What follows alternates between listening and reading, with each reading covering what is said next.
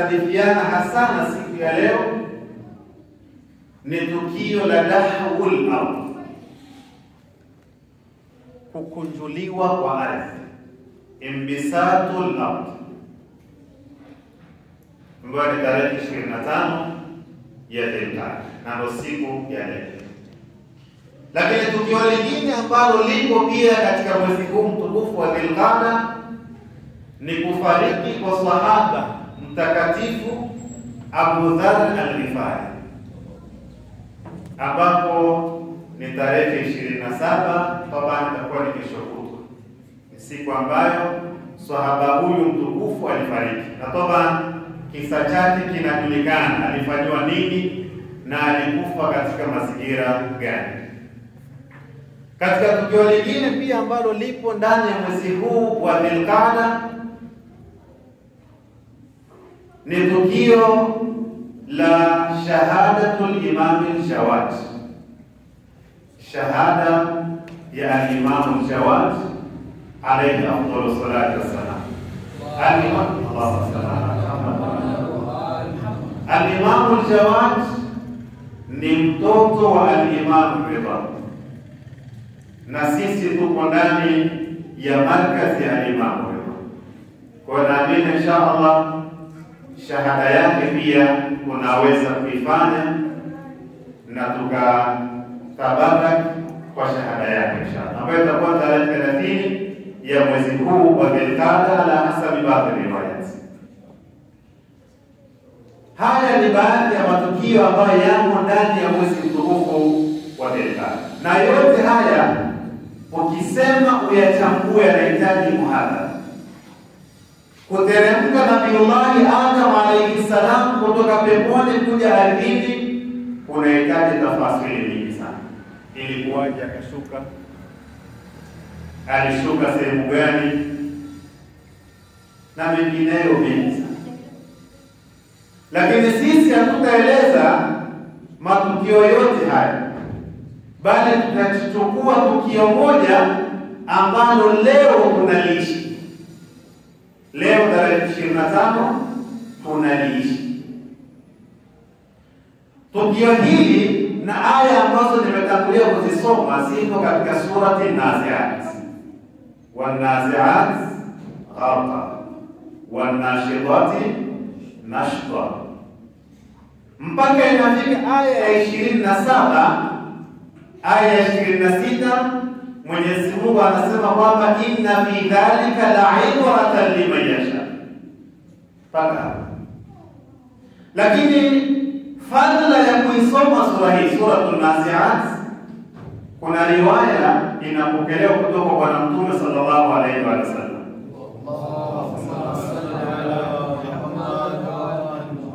Ni riwaya ambayo ukisikia inakupa faraja kubwa sana.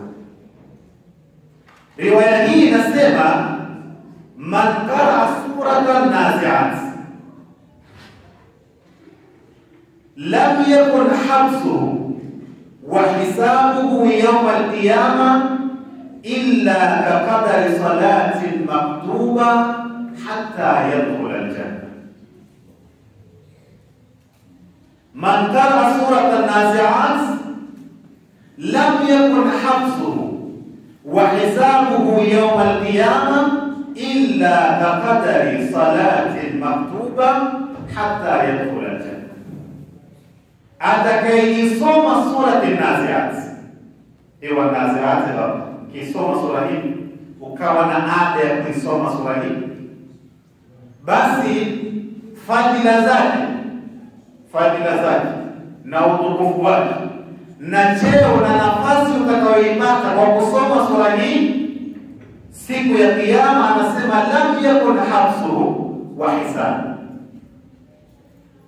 ule muda kukaa katika uwanja wa mahshar kuzuiliwa pale, na muda wa kwenda kwenye hisabu, muda wote huu ambapo kwa mujibu wa baadhi ya riwayati ni muda mrefu sana, yaani mpaka itafikia hatua watu tutakuwa tukisema ya Rabbi, tunaomba tufanyie hesabu yetu haraka tujue kama ni motoni na sadiru billah au ni peponi tujue. muda mrefu sana. Lakini kwa sababu tu ya kuisoma sura An-Nazi'at ukawa na haja ya kuisoma mara kwa mara, basi wewe muda wako wa kubaki katika uwanja wa mahshar na muda wa hesabu yako itakuwa ni kama vile wakati wa salati wajiba.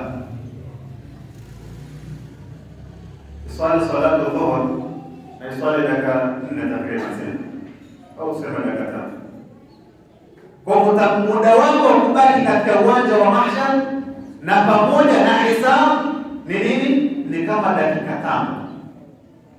Sasa tunaweza tusielewe sana hivi vitu kwa sababu al-alamu ma ba'da al-maut, ulimwengu baada ya kifo ni ulimwengu ambao hatuna wasila wa kufikia isipokuwa Qur'an na nini na ahadi.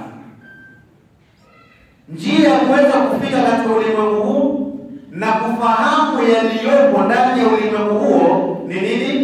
Ni ibaratu sama, ni Qur'ani kueleza na hadithi za masumina zikueleza, kwa sababu hakuna mtu anaenda huko akarudi akueleza hapo, na hakuna tajriba ya kusema kwamba labda kuna vitu fulani, hakuna. Na hata ukiangalia baadhi ya vitu au salati ambazo zimetengenezwa na ndugu zetu wa Irani, basi inaonyesha baadhi ya watu tajaribu za watu mbalimbali ambao ima waliugua kwa kipindi kirefu, kwa muda mrefu, mpaka ikafikia sehemu wakapoteza fahamu na wakaonesha baadhi ya madhahiri katika ulimwengu wa baadaye. Lakini pia bado si vitu ambavyo tunaweza kuvitegemea. Hata mukashafati irfania, baadhi ya maulama kutokana na malezi ya nafsi vile wanapoona baadhi ya vitu, lakini pia bado hauwezi kutegemea kama ndio wasila uweze kufahamu ulimwengu wa akhera.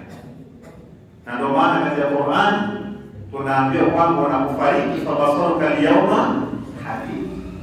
Hapo sasa ndio vitu vinafunguka, uhalisia unafunguka, unakutana na ulimwengu ambao haukuweza kutarajia.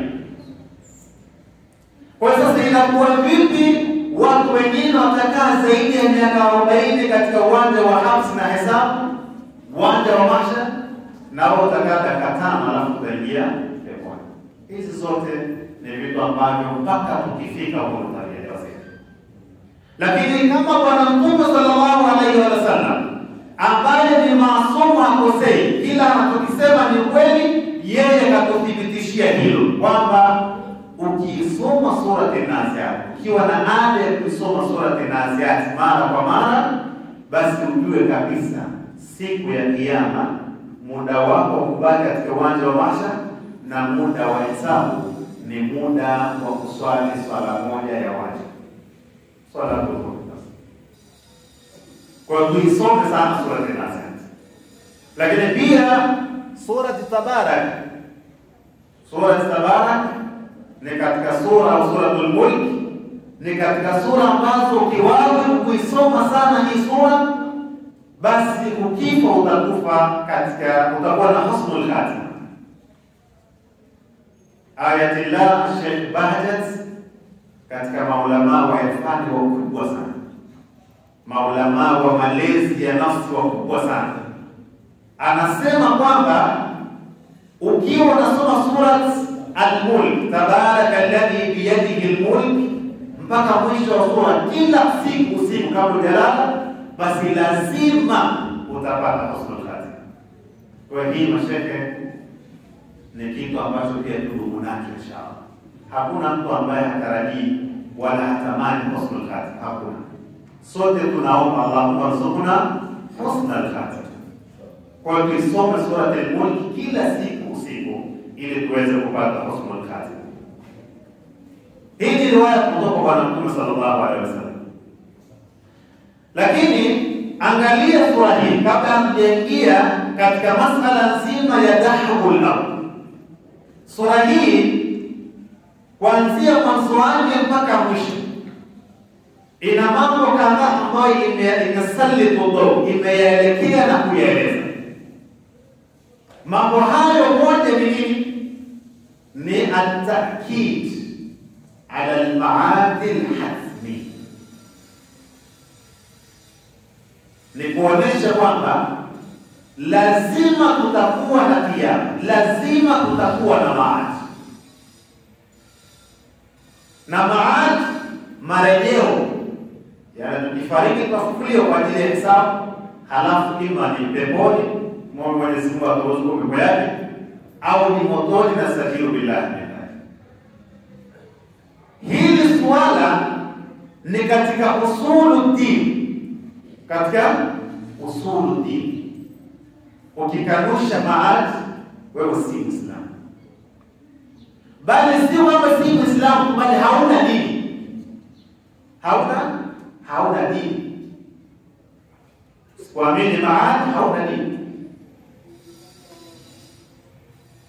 Kwa hiyo ni kitu cha kwanza ambacho sura inaeleza kwamba maad lazima itatokea.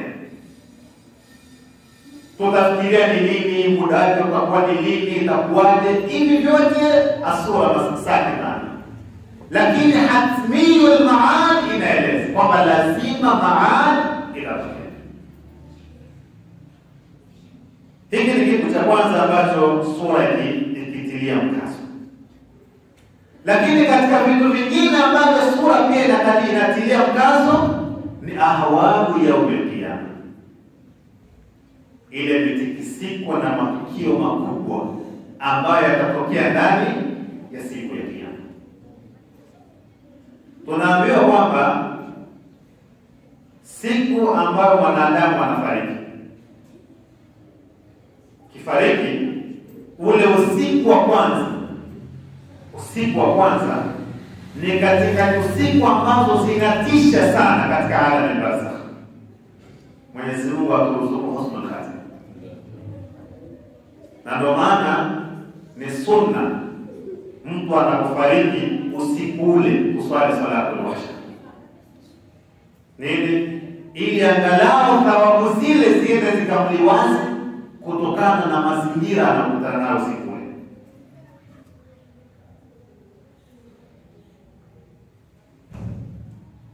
Ni usiku mkubwa sana. Lakini hata Qur'ani yenyewe yathibitisha ikisema kwamba wattaqu yawman turja'una fihi ila Allah. Iogopeni sana siku ambayo mtarejeshwa kwa Mwenyezi Mungu. Hiyo siku ni siku ngumu sana. Lakini angalia ahwalul qiyama. Zile ahwali na mitikisiko ya siku ya kiyama, baada ya kufufuliwa, wanadamu watakuwa wakisema kwamba makaburi yale ambayo ilikuwa kwa watu mauswati ilikuwa ni sehemu ya adhabu na ni sehemu ngumu sana, wote watasema kwamba nani aliyokutoa min markatina. Kaburi itakuwa ni markat, na arrakat maana yake ni usingizi fulani ambao mzuri, ambao kuvutia, sio kuwa na matatizo. Kwa hiyo ni markat kwa kulinganisha na ahwali za siku ya kiyama, matukio ya kutisha siku ya kiyama, ukilinganisha na matatizo ya kaburini, unaona kule ni nini? Ilikuwa ni markat, ni sehemu nzuri, ilikuwa sehemu nzuri hasa. Na ile ilikuwa sasa hivi hapa unaweza ukaishi una matatizo sana, lakini kuna marhala ukipiga hatua mbele ukapata matatizo makubwa zaidi ya yale, utaishi huko ulipo kwa faraja. Kwa hiyo katika vitu ambavyo sura hii inaeleza ni nini? Ni ahwali ya umekiyama, ile misukosuko na mitikiso na matatizo makubwa ya siku ya kiyama. Lakini pia sura inaeleza madhahir quwwati al-Maula subhanahu wa ta'ala wa istidlalihi au imkani al-ma'ad. Katika sekta kadhaa za sura, na hasa aya tulizosoma hizi, zinaonyesha uwezo wa Mwenyezi Mungu juu ya kufanya al-ma'ad. Kama Mungu anaweza, kwa sababu wako wanaopinga maad. na sio swala la leo wala la jana, walikuwemo enzi na enzi.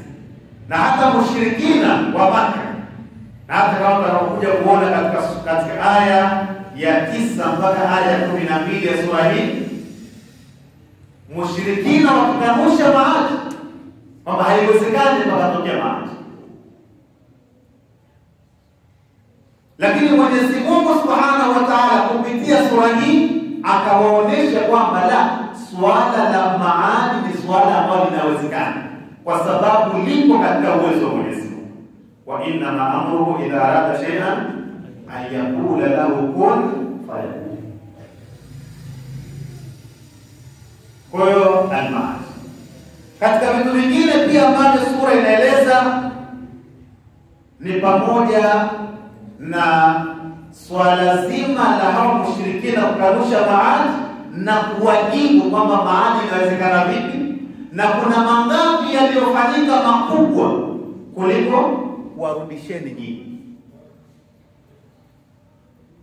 Moja ya vitu ambavyo vinathibitisha kwamba Mungu anaweza kufanya maadi ni swala zima la dahul. Swala zima la dahul. Angalia aya anapotiririka akisema inna fi dhalika la ibratan liman yasha. Halafu anakuja antum ashaddu khalqan am as-sama'u banaha. Katika aya ya 9 mushrikina walikuwa wakisema kwamba inna la marduduna fil hafira aidha kunna 'idhaman nafira qalu tilka idhan kawratun khasira. Sio inna la marduduna fil hafira, sema haiwezekani. Kweli sisi tunaweza kufufuliwa, tukarudishwa katika hali yetu ya kawaida vile tulivyokuwa, tukarudi vile vile. Aidha kunna idhaman nafira, pale ambapo tutakuwa tayari ni mifupa lakini imeoza, mifupa ilioza. Angalia, ukitoa wale watu ambao riwayati zimewafua kwamba ardhi inaharamishiwa kula miili yao, wengine wote waliobaki baada ya kuzikwa mwezi mmoja, miili mitatu kienda ni idham, baada ya muda fulani ni idhaman nahira, na mifupa nayo hakuna kilichobaki. Sasa wakishangaa katika mazingira haya, unaweza kufufuliwa mwili? Hilo haliwezekani. Mwenyezi Mungu anawajibu sasa, antum ashaddu khalqan am as-sama'u banaha. Hivi swala la kuombeni, swala la kuombeni ni gumu zaidi kuliko kuumba mbingu? Wapi? Kuumba kwa mwanadamu sio kugumu kuliko nini? Sio gumu kuliko kuumba mbingu. Mbingu uumbaji wake ni gumu zaidi. Tabaan kwa Mwenyezi Mungu vitu vyote ni mutasawia. Uwezo wa Mwenyezi Mungu binisbati lil ashya madha mutasawi. Yaani kwa Mungu uumbaji wa mbingu na kuumba wewe wake ni sawa, kwa tofauti vyote ni sawa. Lakini anataka kukusemesha wewe kwa mujibu wa makayis aklika, kwa mujibu wa vipimo vya akili, kwamba uumbaji wako bila akili yako inavyofikiria, inavyoelewa, kukuumba wewe na kuumba hii mbingu tunaiona ni sawa. Hauoni kama uumbaji wa mbingu ni kugumu zaidi kuliko uumbaji wako? Sasa kama Mungu ameweza kuumba mbingu, kwa nini ashindwe kuumba wewe? Lakini si hivyo, kwa nini alimuumba mwanzo? Khalaqana min adam, alituumba ambapo lam nakun shay'an madhkura, hatukuwa chochote, lakini katuumba na akatufisha. Kwa hiyo kuturudisha ni swala la kawaida. Antum ashaddu khalqan am as-sama'u banaha. Hiyo dalili ya kwanza ya kwamba al-ma'ad mumkin.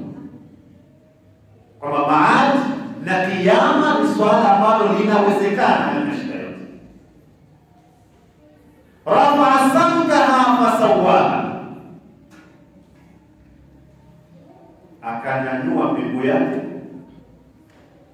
Rafa'a samkaha, as-samka tunasema ni as-saqf. As-saqf.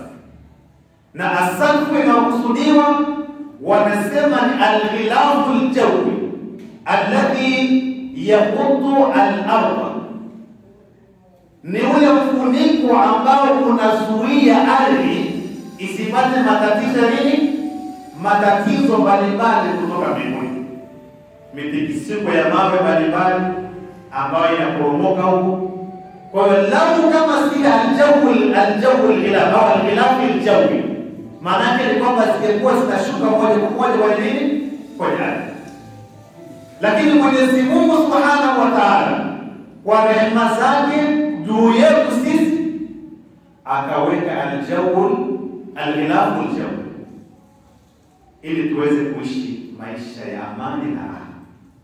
Kwa hiyo rafa'a samkaha fasawaha, katengeneza hiyo asaf na akaipangilia. Wa aghtasha laylaha wa akhraja duhaha. Kwa hiyo rafa'a samkaha fasawaha ni dalili ya pili, akionyesha kwamba suala la maad ni razika. Wa aghtasha laylaha wa akhraja duhaha, akatengeneza nidhamu ya usiku na mchana, ambazo hizi dalili ni dalili ya kwamba uwezekano wa maad upo. Na tukiangalia maisha ya mwanadamu katika vitu ambavyo tunavihitaji ili tuishi ni kuwepo al-layl wa nahar, usiku na mchana. Tukikosa vitu hivi au kimoja kikosekana, maisha hayawezi kwenda sawa. Kwa lazima viwepo ili maisha yetu yaweze kwenda sawa.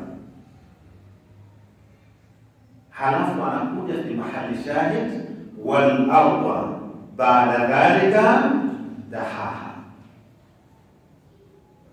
kisha baada ya hapo ardhi akaikunjua, ardhi akaifanyia inbisat. Bahth baina ya maulama kwamba al-ardh hal hiya kurawia au mumbasita. Hivi ardhi imetengenezeka ala shakli daira kama mpira, au la ardhi ni nini? Ni tambarare. Hii ni bahthi ambayo hatuna haja ya kueleza katika mazingira haya, lakini tueleze tukio lenyewe la dahau al-ardh. Dahau al-ardh hasa ni nini? Maulama kama vile sahibu tafsir al-amthal al-Sheikh Makarim al-Shirazi, lakini pia sahibu tafsir Majma' al-Bayan al-Sheikh al-Tabrasi au al-Tabasi, katika tafsiri zao wanasema kwamba dahul ardh yani indisabul ardh. Dahul ardh maana yake ni kukunjuliwa. Kwa nini ilikuwa vipi? Wanasema ardhi kwa sababu ya mvua nyingi zilizokuwa zikinyesha, maji yalikuwa ni mengi sana. Baada ya maji kuwa mengi sana, ardhi ilikuwa ndani ya maji. Ndani ya maji. Sasa Mwenyezi Mungu Subhanahu wa Ta'ala, na wakati huo toba mwanadamu hajaumbwa, sio? Mwanadamu hajaumbwa. Au la akali tadriri mwanadamu hajashuka katika nini? Katika kula tena. Kwa sababu haikuwa swala hapakuwa na swala hiyo ya kuishi. Ardhi iko ndani ya maji. Mwenyezi Mungu Subhanahu wa Ta'ala akafanya nini? Akatoa yale maji. Chako. Kwa alivyotoa yale maji sasa yakawa yameingia katika munhadirati al-ardh. maporomoko ya ardhi. Lakini pia ardhi haikuwa al-hajm alladhi nushahidu ala, haikuwa kwa ukubwa huu ambao uko sasa hivi. Na ndio maana wanaona kwamba maji yalizingira ardhi yote. Kwa hiyo baada ya maji kutolewa katika ardhi, ikabaki sehemu ambayo ni yabisa, nchi kavu. Ile nchi kavu sasa Mwenyezi Mungu Subhanahu wa Ta'ala dahaha, akaanza kuikunjua. Na ndio maana katika baadhi ya ayat, wal arda madadnaha, sio ifanywa mati, ikaanza kutanuliwa, ikatanuliwa na ikafikia hatua sasa maji yale yote yameingia katika munhadirat, na kwa sababu hiyo yakatengeneza nini? Bahari, yakatengeneza nini? Mito, yakatengeneza madimbwi, yakatengeneza munhadirat mbalimbali zamani, mito na mfano. Hapo pakawa na sehemu salama ya kuishi wanadamu. Kwa hasadahul ardh ni baada ya kutolewa yale maji na ardhi au sehemu ambayo ni yabisa, nchi kavu, ardhi ambayo ni kavu, Mwenyezi Mungu Subhanahu wa Ta'ala kuikunjua ili iwe na salahia ya kuishi wanadamu.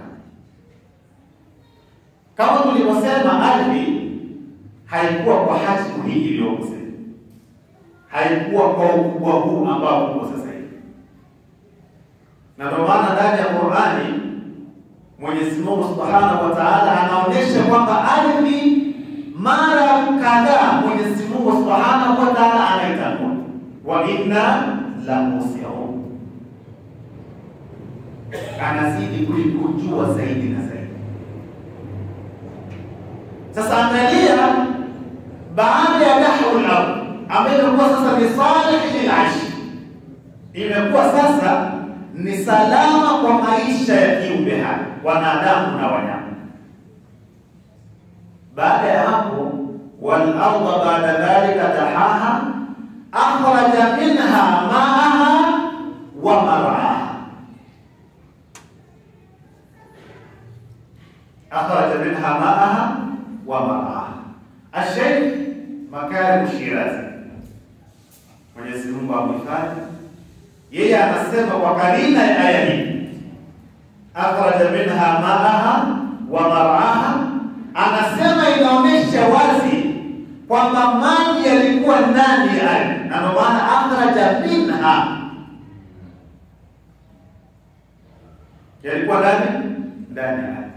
Tutafanya tafsiri vipi na kuanisha vipi kati ya tafsiri inasema kwamba maji yalikuwa juu ya ardhi, Mwenyezi Mungu akayaondoa na ardhi ilikuwa ndani ya maji. Baada ya kuondolewa maji, ikafanyika amalia ya dahawil ardh, kuikunjua ardhi. Lakini huku pia anasemaje?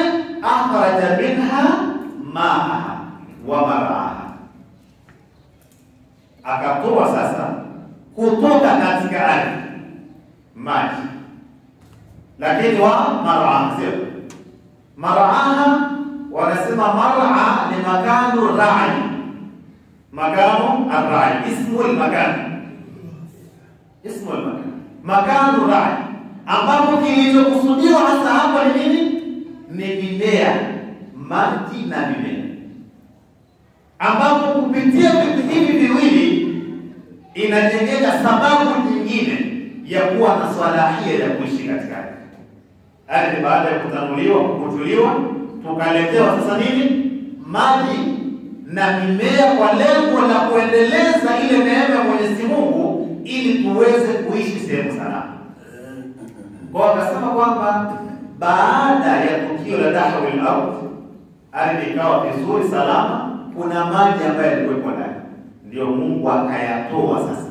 Kwa hiyo kwanza ilikuwa ni kwamba kabla ya dahwil ardh kulikuwa na maji juu ya ardhi, baada ya dahwil ardh kulikuwa na maji ndani ya ardhi, na ambayo Mungu anasema akhraja minha ma'aha wa mar'aha, waljibala arsa. Zote ni asbabu za kutengeneza maisha salama ya mwanadamu. Waljibala arsa, majabali, milima akaithibitisha zaidi, akaiweka kuwa imara zaidi, kwa sababu ardhi kama si kuwepo milima pia haina swala ya kuishi, kwa sababu milima ni autati ambayo inathibitisha ardhi itulie. Waljibala arsa. Lakini khulasa ya yote haya, mukhtasar na khulasa ya yote haya, kwa nini ameyafanya yote? Kwa nini Mwenyezi Mungu Subhanahu wa Ta'ala baada ya kuwajibu wale mushrikina kwa masuala la kuwarudisheni katika uhai na maisha baada ya kuweni swala ambalo linawezekana halina shida, kwa sababu Mungu kaumba mbingu, kwa sababu Mungu kaumba al-ghilafu al-jawi, kwa sababu Mungu kafanya dahru al-ardh, kwa sababu Mungu kafanya kadha wa kadha wa kadha, anasema nini? Khulasa yote mata'an lakum wa li'an'am, mata'an lakum wa li'an'am. Lengo hasa la kufanya haya yote ni kwa ajili ya maisha yenu nyinyi na wanyama wenu, maisha ya kiumbe hai. Kwa ili uweze kuishi unahitaji usiku na mchana. Wa aghtasha lailaha wa akhraja duhaha. Ili uweze kuishi unahitaji dahwul ardh wal ardha ba'da dhalika dahaha. Ili uweze kuishi unahitaji maji na mimea na chakula. Akhraja minha ma'aha wa mar'aha. Ili uweze kuishi vizuri unahitaji milima ambayo itathibitisha ardhi. Waljibala arsa. Vyote hivi vimeandaliwa mataa lakum wa li'an'am.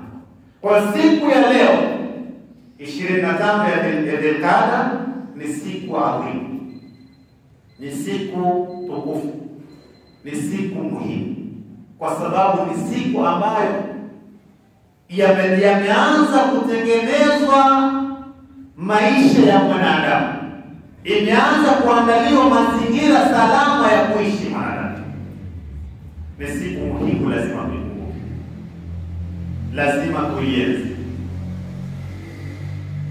Kwa inshallah, kama tulivyosema mwanzo kwamba sura hii ni sura An-Nazi'at ambayo ni vizuri kuisoma. Ukiwa na haja ya kuisoma mara kwa mara, maana yake ni kwamba siku ya Kiyama na ahwali ya Kiyama kwako itakuwa ni kama vile muda wa kuswali swala moja al-maktuba, na baada ya hapo utaingia peponi. Bismillahirrahmanirrahim. Wal 'asr innal insana lafi khusr illa alladhina amanu wa 'amilus salihat wa tawasaw bil haqqi wa tawasaw bis sabr. Allahumma salli ala Muhammad wa